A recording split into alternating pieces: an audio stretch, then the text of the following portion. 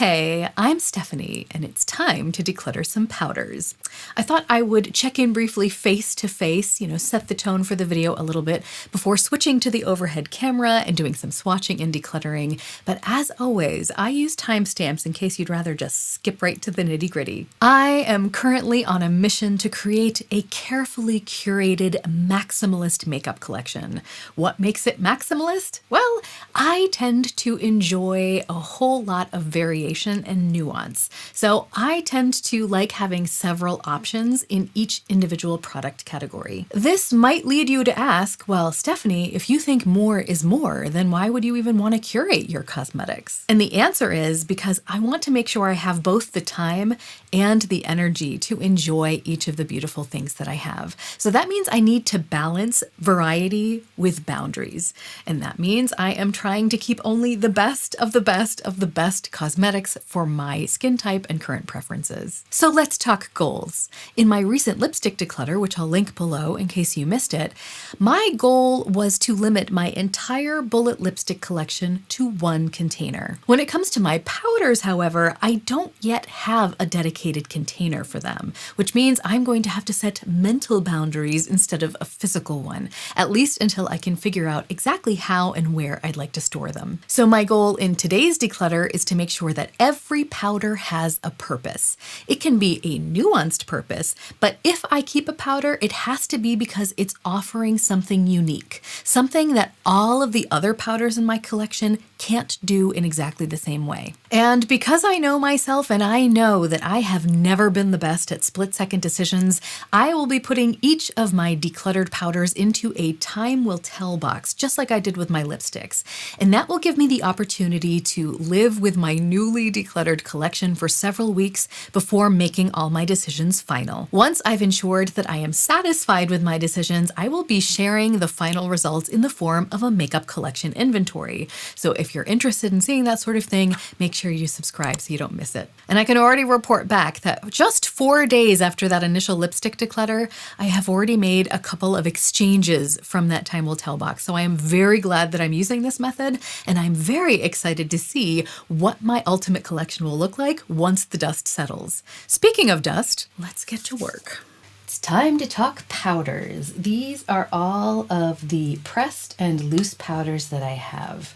And just for full disclosure, these are all the powders that I bought myself. So 1, 2, 3, 4, 5, 6 I have bought over the years, and these were given to me. This one was sent to me by It Cosmetics. It's the Bye Bye Pores loose powder. And these 3 were sent to me by a friend who wanted to know my thoughts on pink powders and if I thought they were worth it. So this is what we're starting with, and we're going to see what we can get rid of. Let's start with the pressed powders, because I feel like these all serve the same purpose. My loose powders are all kind of for the same thing, whereas I feel like my pressed powders all do very different things.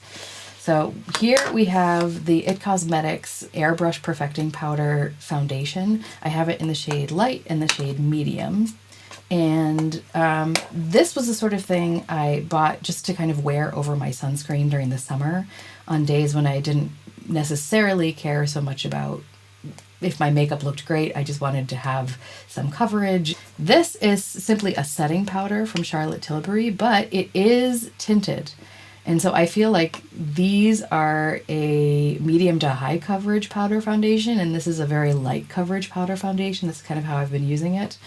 Then this powder here is the Sicily Blur Expert powder, and this is actually a priming powder. And this is the Hourglass Diffused Light Ambient Lighting powder. And this is a finishing powder. And here's the thing. These 3 powders are excellent at what they're doing.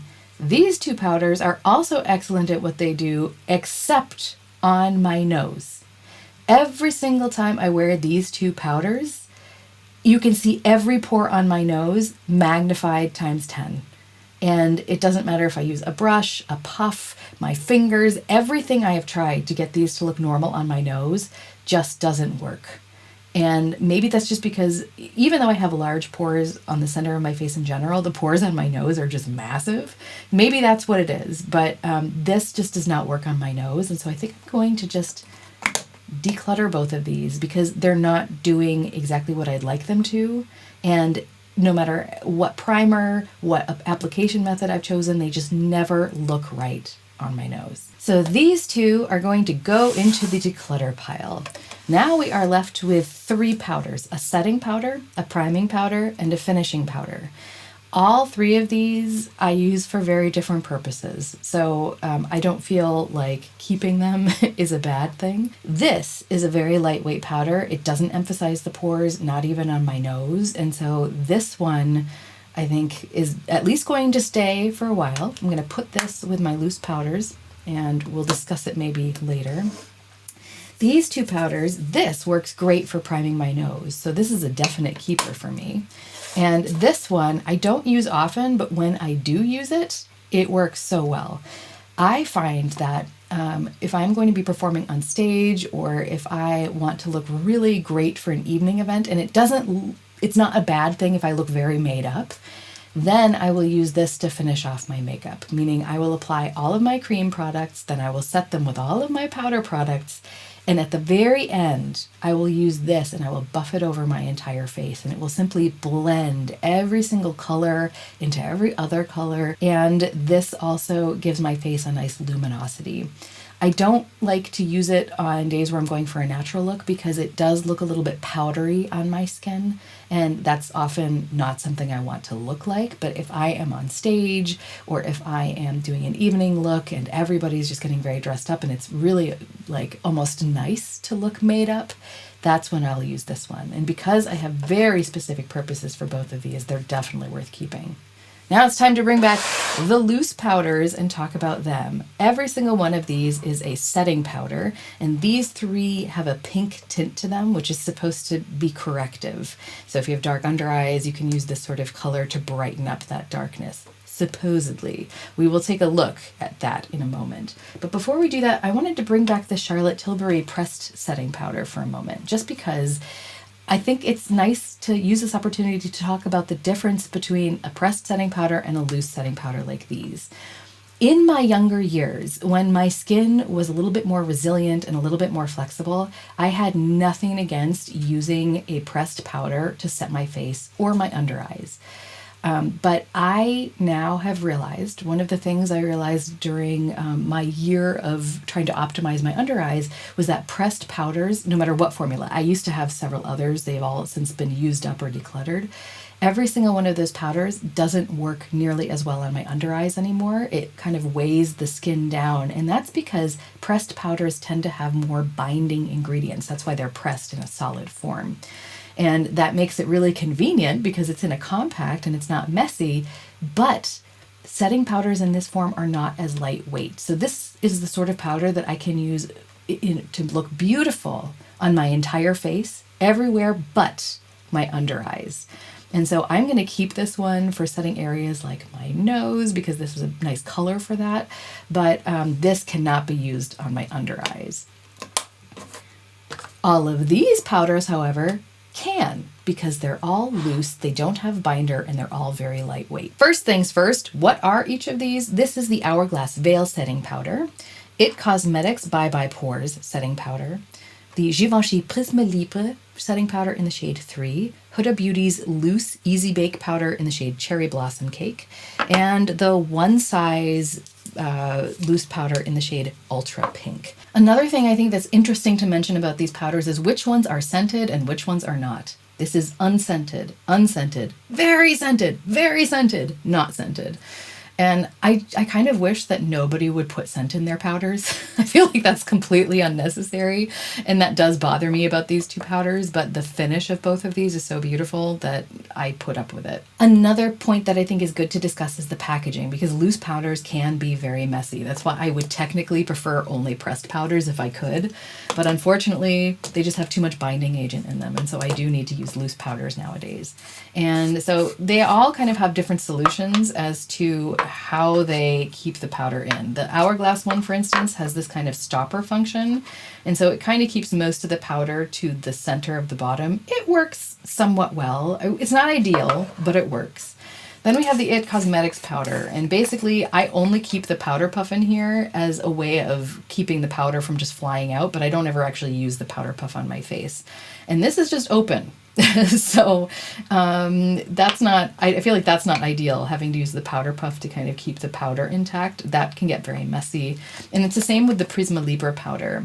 I don't ever use this powder puff on my face. I only use it as a stopper for the powder. And this actually seems to work a little bit better because not much powder comes out when the puff is in there. And because the holes are maybe in this pattern, maybe not enough comes out. I don't know. It works a little bit better than the IT Cosmetics, but it's not ideal. And the other thing that's difficult about this is when you try to put the cap back on, if you don't put it on in exactly the right way, it won't close. So you kind of have to fiddle with it, which is a little bit annoying, especially if you're in a hurry. But once again, the product inside is so nice that I'm willing to put up with that inconvenience. Huda Beauty, this is where it starts to get interesting, because you don't get a puff with Huda Beauty, but considering the fact that I'm only using the puffs as stoppers, I don't think it's necessary. I just use my own powder puff or brush. But I like the fact that this has this little thing here that completely stops the powder, and you have a net. So technically, what I usually do is I will knock some of the powder into the top of the cap, or I will put it onto a palette and then I'll use it from there. But theoretically, you could just dip your brush in here, and because there is a net in here, you can kind of reach some of the powder. And so I think this is actually a really great system because it keeps the powder pretty contained and I feel like not very messy. So I very much enjoy this system. And then One Size Beauty, I also like this system because there's a cap on it which completely stops any of the powder from getting out. So you've got this cap and it completely fills up anything in here. So nothing's going to come out even if I flip it upside down. Everything stays intact. I really like that. And then for this powder, I almost always have to either put some in the cap or shake some onto a palette, but that's how I like to use it anyway, so that doesn't bother me. If I try to get enough in here to dip my brush in, that doesn't often work very well. But what I really like is this method because it just makes everything so clean. And that's another reason I feel like this particular packaging and this particular formula is great for the stage, just because there's no mess.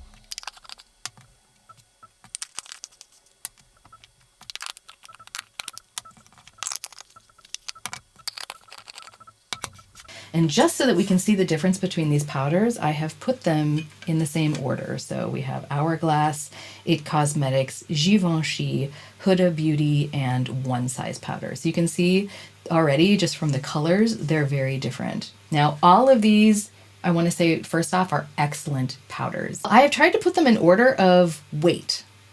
I feel like the lightest weight powders are towards this end and the heavier powders are towards this end. So if you want more of a powdered look, these powders would be better. And if you want less of a powdered look, these are better.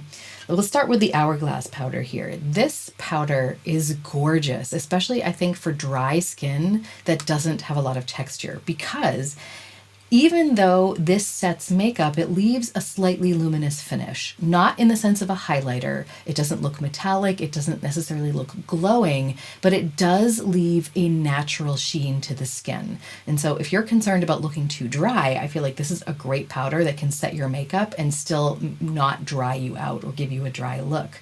However, this powder is not blurring at all. So as gorgeous as it is, I am someone with rosacea, which means I have texture. I also have large pores, and I'm looking for something that's more blurring. And for that reason, I am going to say goodbye to this because it's a lovely powder that I am absolutely sure someone will enjoy very much. I just prefer something more blurring. So this one is going to be leaving the running. Next, we have the IT Cosmetics Bye Bye Pores powder. This is also extremely lightweight, but this is very blurring. And what I like about this is there's no color to it. This is truly translucent, and I'll swatch them later so that you can see. But basically this powder, very lightweight, very blurring, but because of that white, I do find I can build it up a little bit, and that does give me a brightening effect, which I like. So I think this one's going to stay for now. Next, we have the Givenchy Prisme Libre powder. I feel like the Givenchy powder is actually a combination between these two, the Hourglass and the It Cosmetics, because the Givenchy powder offers the blurring quality of the It Cosmetics powder, but it offers the luminous quality of the Veil powder. And so I feel like both of these could potentially work for many different skin types, including dry, because neither of them are particularly heavy. But if you want a more luminous finish, I do think that the Prisme Libre is going to give you a little bit more of that. So I am personally going to keep both of these because I think they're lovely. Now we're getting to the powders that look like powder on the skin. I don't think that's a bad look, but many times I'm trying to go for a very natural skin look, and in that case, I wouldn't use powders like this. Then I would definitely go towards these powders.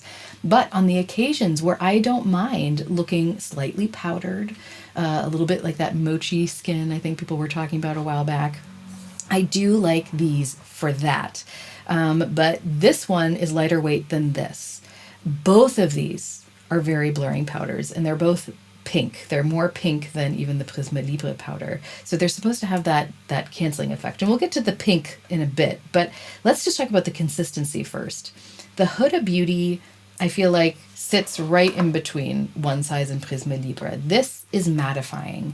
It doesn't leave any luminous quality to the skin, but it's very lightweight and very blurring. And so I feel like it sits comfortably right in between these two. The One Size powder, on the other hand, ends up always looking very powdered, very obvious on the skin. It looks beautiful, and it does have a blurring quality, but it's a very heavily made up quality. So if you don't want that sort of thing, or if you have dry skin, I would avoid this like the plague.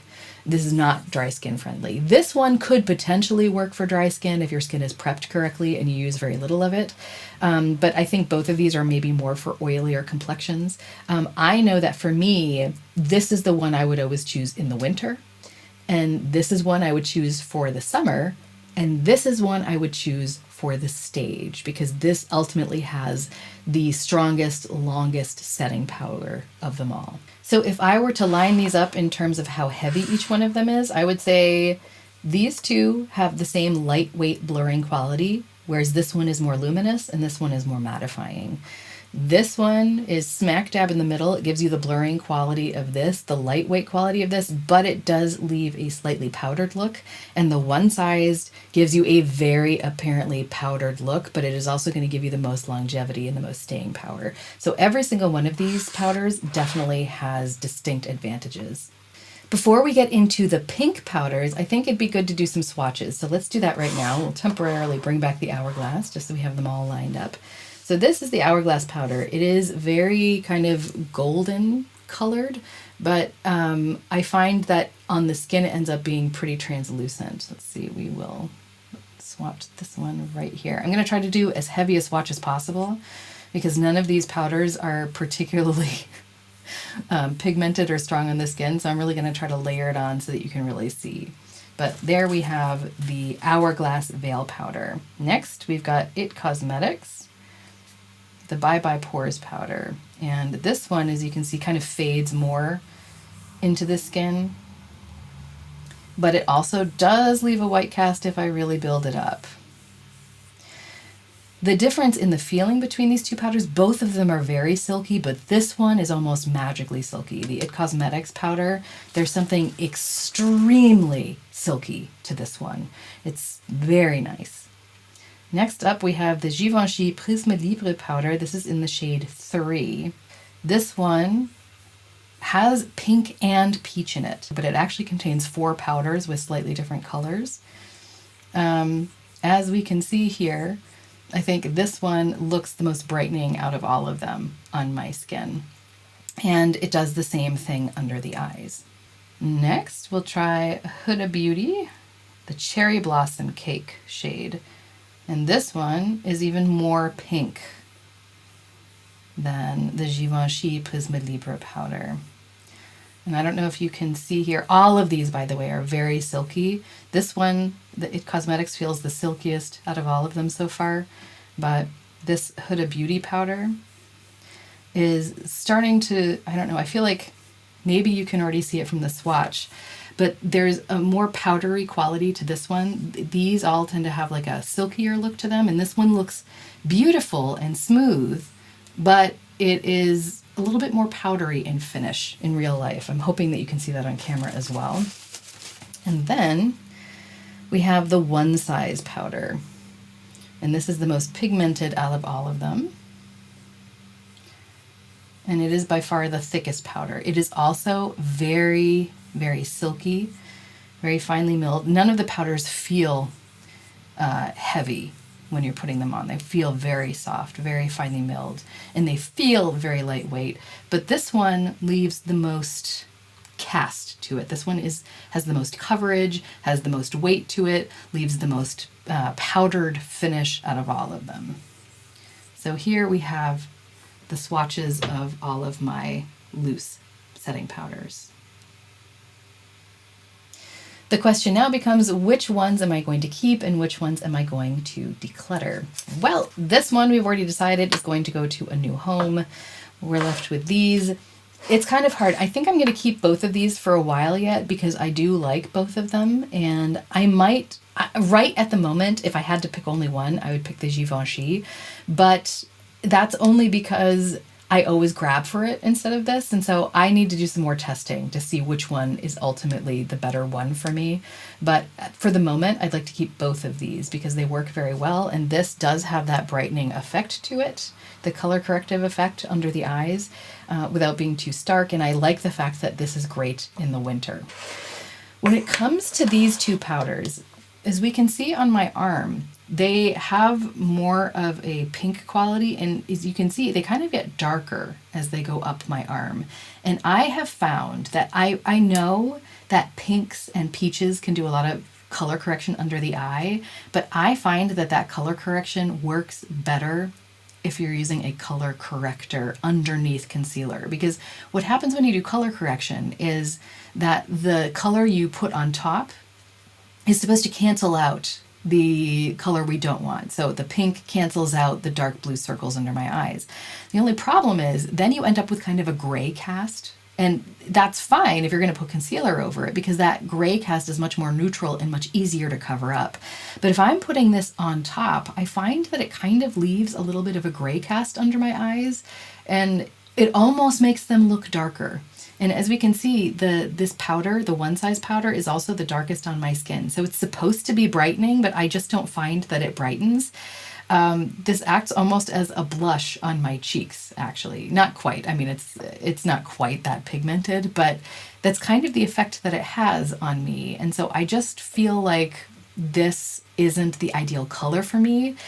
So what I would consider doing is giving this back to my friend who gave this to me in the first place to try, and then buying this in the translucent shade, because I think this would be ideal for the stage. I think it's a great powder. I just don't personally like it in the pink color. And the same thing kind of goes for the Huda Beauty powder. It is more brightening than the One Size. This is the One Size and this is the Huda Beauty. And I do find that it is more brightening, and I do find that it does work. But I ultimately always end up reaching for this if I want brightening, because it is brighter, as we can see. And so I think because I like this powder so much for the summer or when my skin is oilier or sweatier, I think I am also going to give this back to my friend and perhaps repurchase this in the shade Pound Cake, because I think that that would be more my color. So ultimately, out of all of these setting powders, I'm only going to be keeping these two for now.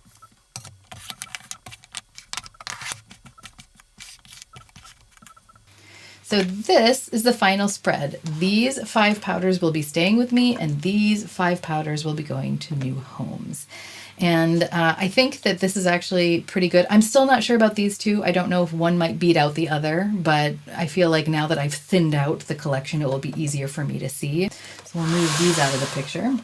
I think this is a good number of powders to be working with, because although these two are very similar, because I only have these two loose setting powders, that means I'll be able to easily compare them and then maybe see which one is better for me, and then I can ultimately declutter another one. This one pressed setting powder is useful to have because if I need touch-ups on the go, this is good. This is also the only setting powder that I have that has any coverage to it, and so I think that it's also useful to have it for that purpose. When it comes to these two powders, they both serve completely different purposes, a finishing powder and a priming powder. But for now, I'm going to be left with this. And this will be my current powder collection. That wasn't nearly as painful as I thought it was going to be. You know what I think is going to be the real problem area? Eyeshadows. I think that's going to be the category I have the most difficulty with. But you know what? That is a problem for future Stephanie. Present Stephanie can lay back and relax in the fact that she now only has half as many powders. Yes! If you enjoyed this video, I love to hear from you, so please comment, give it a like, subscribe, all that jazz. But even if you don't, have a great week, and I hope we can all remember that even stumbling can be a form of moving forward. So let's stumble in style.